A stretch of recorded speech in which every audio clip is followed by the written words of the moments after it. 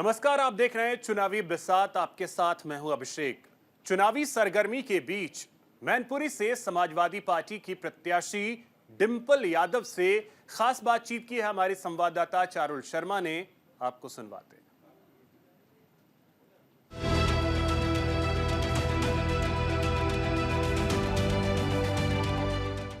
24 का चुनाव अपने चरम पर है। नेताओं की बयानबाजियों ने सियासी माहौल को गरमा दिया है, लेकिन इस सियासी गर्माहट के बीच हमारे साथ बेहद शांत, बेहद सौम्य मैनपुरी से सपा की उम्मीदवार डिंपल यादव जी मौजूद हैं। डिंपल जी, बहुत स्वागत है आपका। सबसे पहले अगर हम बात कर लें मैनपुरी की, तो मैनपुरी एक विरासत है आपके लिए, और खासकर अगर हम देखें तो 1996 से लेकर एक अभेद किले में रही है, सपा का गढ़ है। आपको कैसा लगता है इस विरासत पर आपका नाम? मैं समझती हूँ कि समाजवादी पार्टी ने एक मौका दिया है मुझे कि मैं यहाँ से चुनाव लड़ूं, और ये बहुत बड़ी जिम्मेदारी दी गई है। और क्योंकि लोगों का प्यार और समर्थन मिल रहा है, तो मुझे लग रहा है कि जो जिम्मेदारी मिली है कहीं ना कहीं उसमें कोई भी चूक ना हो जाए और हम ऐतिहासिक वोटों से यह सीट जीतें। अच्छा, हम पीडीए की बात कर लें तो क्योंकि अखिलेश जी ने इस फॉर्मूले को रखा है जिसमें पिछड़ों की भी बात हो रही है, अल्पसंख्यकों की भी बात हो रही है, दलितों की भी बात हो रही है, ये किस तरह से समाजवादी पार्टी इस फॉर्मूले पर काम करने वाली है? मैं समझती हूँ कि जहाँ पिछड़े दलित और अल्पसंख्यक की बात हो रही है पीडीए में, वहीं आधी आबादी की भी बात हो रही है।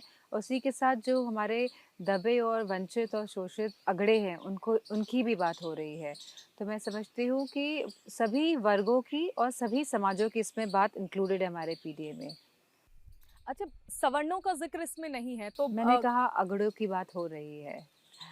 मतलब देखिए, राजनीतिक बयानबाजियों में जब आते हैं तो वर्ड्स पकड़ लिए जाते हैं, तो ऐसे कहते हैं कि कुछ लोगों को आपने छोड़ दिया, कुछ को लेकर आप चलने लगे, एमवाई फैक्टर को लेकर नहीं, कहा जाता है। क्योंकि आपका जो माइंड है वो कंडीशनड है कि आप यही सवाल पूछेंगे, इसलिए आपने गौर नहीं किया कि मैंने कहा कि अगड़े भी हमारे में इंक्लूडेड है, हमारे में आधी आबादी भी इंक्लूडेड है। अच्छा, इस वक्त हम देख रहे हैं क्योंकि सबसे लेटेस्ट अगर हम न्यूज़ की बात कर लें, कोरोना वैक्सीन को लेकर जिस तरह से खबर आई है, आपने भी उस पर बयान दिया और अखिलेश जी तो प्रमुखता से कह रहे थे कि बीजेपी की वैक्सीन है, लेकिन अब जो आंकड़े सामने आए हैं, इससे हार्ट अटैक भी हो रहे हैं, ब्लड क्लॉटिंग की समस्याएं आ रही हैं, इस पर आपका रिएक्शन? क्योंकि मैंने खुद वैक्सीन लगाया तो मुझे बहुत ही इस बात का खेद है, क्योंकि अब तो लगा ली, अब तो कुछ हो नहीं सकता है। लेकिन जब अखिलेश जी ने कहा था कि मैं वैक्सीन नहीं लगवाऊंगा क्योंकि कोविशील्ड की जो है उस टाइम टेस्टिंग चल रही थी, उस टाइम क्लियरेंस नहीं मिली थी, और जिस तरह बात सामने आई है, जो बॉन्ड्स भारतीय जनता पार्टी ने लिए, और जब सुप्रीम कोर्ट ने कहा कि आप डिस्क्लोज कीजिए कि सोर्स क्या है इन बॉन्ड्स का, कि किसने दिए हैं बॉन्ड्स, किसकी पार्टी को, तो इससे हमें पता चलता है किस तरह कोविशील्ड वाली कंपनी ने भारतीय जनता पार्टी को लगभग 300 करोड़ रुपए दिए। और जब 300 करोड़ रुपए दे दिए, तो क्योंकि टाइमलाइन है, और जब 300 करोड़ रुपए दे दिए तब उन्होंने स्वीकृति करी कि जाइए अब आप वैक्सीन लगा सकते हैं। तो मैं समझती हूँ लोगों को वैक्सीन लगाई गई, जो लोग नहीं लगाना चाहते थे उनको भी वैक्सीन लगाई गई। और कहीं ना कहीं जो आज हम केसेस देख रहे हैं कि कंपलसरी कर दी थी कि ऑफिसेज में भी, हम लोगों के लिए भी यस, कंपलसरी इट थी। वाज लाइक कि आपको लगानी है, और कोई भी देश में ऐसा नहीं हुआ होगा, किसी भी देश में पूरी दुनिया में इस तरह नहीं। और ऊपर से लोगों ने पैसे देके वैक्सीन लगाई है।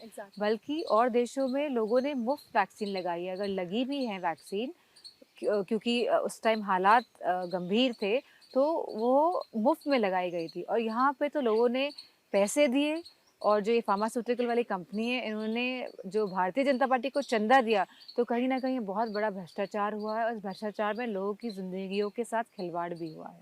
लोगों के डर का फायदा भारतीय जनता पार्टी ने उठाया, आप ऐसा कहना चाहते हैं? मैं समझती हूँ लोगों की जिंदगी के साथ खिलवाड़ हुआ है, क्योंकि आज हम लगातार देख रहे हैं कि युवा कहीं ना कहीं हार्ट अटैक से मर रहे हैं, कहीं ना कहीं स्ट्रोक से मर रहे हैं, और यही बात सामने आई है। और ये तो इंटरनेशनल मीडिया के थ्रू यह बात अब सब घर घर तक पहुंच रही है। अगर ये हिंदुस्तान में अगर इस तरह की कोई स्टोरी आई होती तो आज वो स्टोरी दबा ली जाती। ब्रिटेन कोर्ट में अभी मामला पेंडिंग है इस पर। जी हाँ।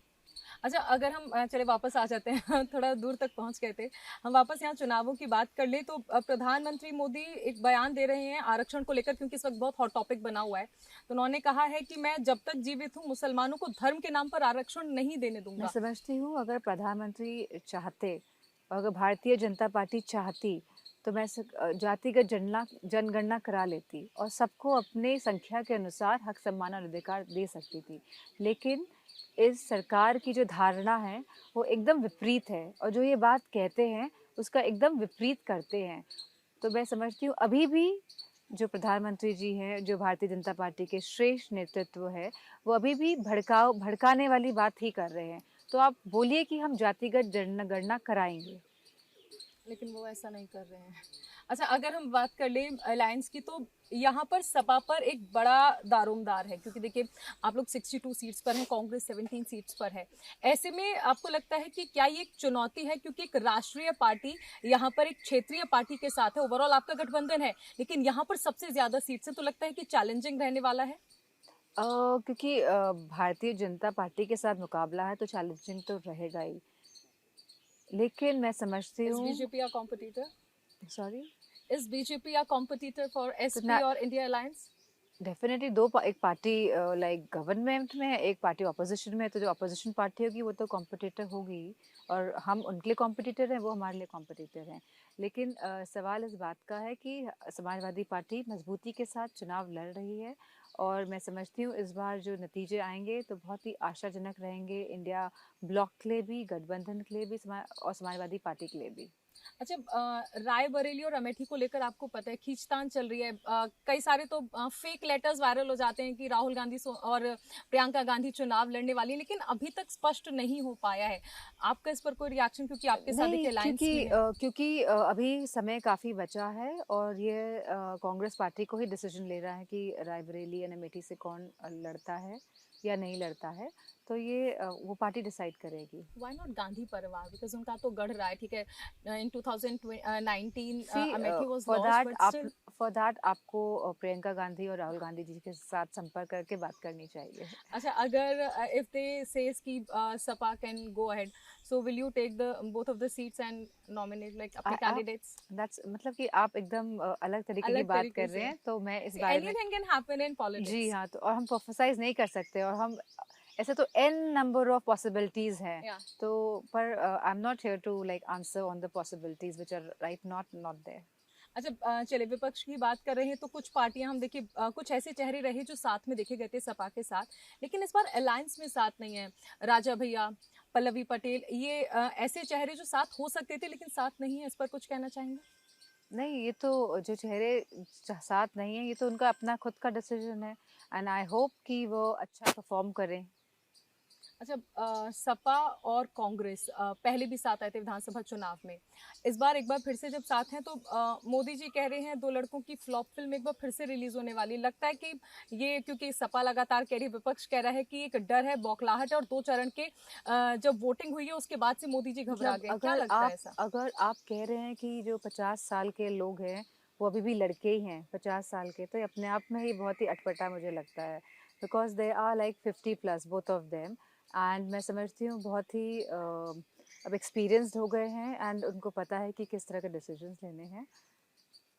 अच्छा, अगर हम आगे बात कर ले, और आपको देखें एक स्टार प्रचारक, वैसे तो स्टार प्रचारकों की लिस्ट आपने जारी की है, अदिति का नाम काफ़ी आगे आ रहा है। ये मतलब एक पर्सनल है कि मदर के लिए प्रचार करना, या फिर at a time Aditi will also join politics? At present तो it is very personal because बच्चों में एक्साइटमेंट होता ही है कि मदर क्या कर रहे हैं, फादर क्या कर रहे हैं, एंड स्पेशली मदर्स के साथ, बिकॉज फादर तो बहुत बिजी रहते हैं, ज़्यादातर मदर ही ज़्यादा स्पेंड टाइम करते हैं बच्चों के साथ। तो एक उस भाव के साथ, मतलब बिकॉज शी वांटेड कि मम्मा मैं आपको कहीं ना कहीं हेल्प करना चाहती हूँ, तो even I am going to be there to help you, to support you, तो she is there just to support me. I think she is meeting people, schools में जा रही हैं, लोगों से मिल रही हैं। How do you find Aditi doing this apart from campaigning? मतलब ये थोड़ा अलग हो जाता है, it shows her heart, it shows her kindness towards people. Is it like? हाँ, because basically she is connecting to people and क्योंकि वो कभी इस तरह से गए नहीं है फील्ड में एंड उसके लिए भी एक अलग तरह का एक्सपीरियंस है एंड एक्सपीरियंस से आई think she is learning a lot. How do you manage everything? Election also, family also, Akhilesh ji also, because जैसे सब वर्किंग वुमेन्स अपने घर को संभालती हैं, काम करती हैं, similarly even I am like one of them only and I think बाकी लोग मुझसे बहुत बेहतर करते होंगे, I am very sure about it. अच्छा, क्योंकि चुनाव का दौर है, बयानबाजियों का भी दौर रहता है, राम मंदिर का मुद्दा आप कितना बड़ा मानती हैं इस चुनाव के मैं लिए? समझती हूँ राम मंदिर का मुद्दा इस चुनाव में ज़्यादा इफ़ेक्टिव इसलिए नहीं हो पाएगा क्योंकि बहुत बड़े मुद्दे हैं। क्योंकि राम मंदिर वाज नेवर अ राजनीतिक मुद्दा लोगों के लिए। और जो अब मुद्दे जो लोग फेस कर रहे हैं वो बेरोज़गारी का है, महिलाओं की सुरक्षा का है, एमएसपी का है, महंगाई का है, सुविधाओं का है कि better education facilities and better health facilities लोगों तक कैसे पहुँचे। क्योंकि कहीं न कहीं पिछले 10 साल में और उत्तर प्रदेश की 7 साल में यह सब व्यवस्थाएं कहीं न कहीं हिली हैं, कहीं न कहीं इनमें चरमराई हैं इस व्यवस्थाएं। तो मैं समझती हूँ लोग अब जागरूक हैं एंड लोग चाहते हैं कि प्रोग्रेसिव सोच रखने वाली पार्टी की तरफ अलाइन करें। अच्छा, अगर हम देखें तो अमित शाह जी ने ये कहा कि मंदिर तोड़ने वाले और मंदिर बनाने वालों के बीच ये चुनाव हो रहा है। मैं समझती हूँ कि यह एक राजनीतिक लड़ाई है और कहीं न कहीं ये लड़ाई हमारे संविधान से भी ताल्लुक़ रखती है। क्योंकि जहाँ संविधान में हमें सामाजिक, आर्थिक और राजनीतिक हक, सम्मान, अधिकार मिला है, तो उसी संविधान को लेके अगर देश चले और उसी लोकतंत्र के माध्यम से अगर देश चले तो बेहतर होगा। अच्छा, एक चीज और विपक्ष कह रहा है कि अगर एक बार फिर से 400 पार, जैसा कि बीजेपी कह रही है कि अगर बीजेपी आ जाते हैं संविधान बदल दिया जाएगा। ये किस परिप्रेक्ष्य में है? क्योंकि ऐसे बयान तो सुन रहे हैं, लेकिन एक्चुअल में उसका मतलब क्या है कि संविधान बदल दिया जाएगा? मतलब इज इट पॉसिबल किसी देश के कॉन्स्टिट्यूशन को पूरी तरह से कि खत्म कर दिया जाएगा जो बयान नहीं, होते हैं? बट आप पूरी तरह शायद ना ख़त्म करें, लेकिन आप कहीं न कहीं बहुत ही इंटेंस बदलाव कर सकते हैं। कैसे ये बदलाव हो सकते हैं, कुछ अगर आप कहना चाहें आई कि। थिंक सो, अगर आप जानते हैं प्रोसीजर कि किस तरह बिल पास होते हैं पार्लियामेंट में, तो हम्म। उसी के माध्यम से इस तरह के बदलाव कर सकते हैं संविधान में। और पहले भी हल्के-फुल्के शब्दों को लेके बदलाव हुए हैं संविधान में। तो मैं समझती हूँ कि क्योंकि आज हम देख रहे हैं किस तरह की दबाव की राजनीति का प्रयोग हो रहा है हर जगह, और कहाँ जीते हुए कैंडिडेट्स को आप हरा देते हैं। अगर सुप्रीम कोर्ट का इंटरवेंशन नहीं होता तो पंजाब मेयर के चुनाव में आज मेयर भाजपा का होता। सिमिलरली हमने देखा है कि ज़िलों में भी जैसे जो चेयरमैनी के चुनाव तक में ये लोग धांधली कर देते हैं, तो कहीं न कहीं ये लोग वोट की लूट भी मचा रहे हैं अब।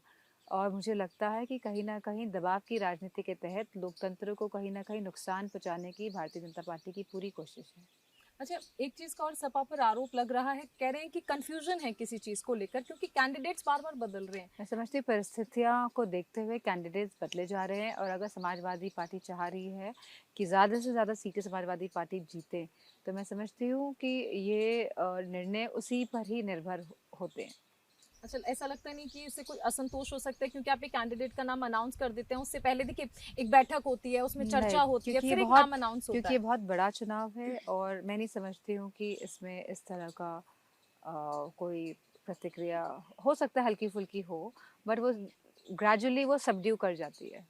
अच्छा, बयानों में एक और बयान आजकल जो संभल से अभी आपके कैंडिडेट हैं, जियाउर रहमान बर्क, उन्होंने अतीक अहमद को, मुख्तार अंसारी को जिस तरह से उनका नाम लिया, उन्हें शहीद का दर्जा दिया और कहा कि मुसलमान किसी की नहीं सुनता, सिर्फ अल्लाह की सुनता है और उनकी जो शहादत है उसका बदला लिया जाएगा। जिस तरह ऐसे बयानों को। हमने देखा कि ये जो पूरा प्रकरण हुआ था, जो जेल में जो एमपी थे, तो मैं समझती हूँ क्योंकि कोई भी हो, अगर कोई बीमार है तो जो मानवता जो होती है, और जो सनातन धर्म की बात करते हैं लोग, तो उसमें बेसिक जो प्रिंसिपल्स होते हैं वो हमारे होते मोरालिटी होती है कि कोई आप बीमार है तो आप उसको इलाज नहीं देंगे। मतलब कहीं न कहीं आप इतनी कटुता से भरे हुए हैं कि आप उनको इलाज तक का जो बेसिक जो चीज़ है, मतलब जो हमको देना चाहिए, जो लिखा भी गया है कि अगर कोई जेल में हुई हो तो उसको इलाज मिलना चाहिए। फंडामेंटल राइट्स में। या एग्ज़ैक्टली। सो आप राइट्स का ही उल्लंघन कर रहे हैं कहीं न कहीं, फंडामेंटल राइट्स का, जैसा आपने कहा। तो मैं समझती हूँ कि इस तरह का जो व्यवहार और इस तरह का जो वातावरण है वो देश हित में नहीं है। लेकिन क्या वो शहीद हैं जिस तरह ये कहा जा रहा है कि उनकी शहादत का बदला आप लेंगे? बता रहे हैं तो आपके माध्यम से मुझे पता चल रहा है कि इस तरह का, क्योंकि मैं अपने क्षेत्र में भी लिमिटेड हूँ और मैं ज़्यादा व्हाट्सएप और सोशल मीडिया में एक्टिव नहीं हूँ, other than being connected with my party workers. Okay, Mainpuri की बात करते हैं। मैनपुरी के क्या मुद्दे, क्योंकि इतना विकास तो यहाँ पर देखने को मिल रहा है। Only 2 more questions. या लास्ट, Yeah. मैनपुरी के क्या मुद्दे हैं, क्योंकि हम देख रहे हैं विकास तो यहाँ पर हुआ है। अब डिम्पल यादव जब एक बार फिर से यहाँ से सांसद बनती हैं तो क्या बदलाव होगा? नहीं, गांव-गांव में बहुत सारी सड़कें हैं जो अभी फिर से खराब हो गई हैं और बहुत अभी गांव छूटे हुए हैं जहाँ पे कनेक्टिविटी तो हो गई है, मतलब अच्छी सड़कें, लेकिन गांव-गांव की जो कनेक्टिविटी है छोटी-छोटी, वो कहीं ना कहीं छूटी हुई है और उनको पूरा करना अभी बहुत ज़रूरी है। मैनपुरी की जनता को संदेश कि सब लोग ज़्यादा से ज़्यादा निकल के आएँ और वोट करें और ऐसी पार्टी को वोट करें जो चाहती है कि सभी समाज के लोग और सभी वर्ग आगे बढ़े और खुशहाली की तरफ बढ़े। शुक्रिया हमसे बात करने के लिए। तो डिम्पल यादव हमारे साथ जुड़ी, जिन्होंने बताया कि किस तरह से देखिए राजनीति अपनी जगह है, लेकिन समाजवादी पार्टी मुद्दों पर बात करने वाली है और इसीलिए ज़्यादा से ज़्यादा जनता जो है वो इन्हें वोट दे। कैमरामैन केडी के साथ न्यूज़ इंडिया के लिए मैं चारुल शर्मा।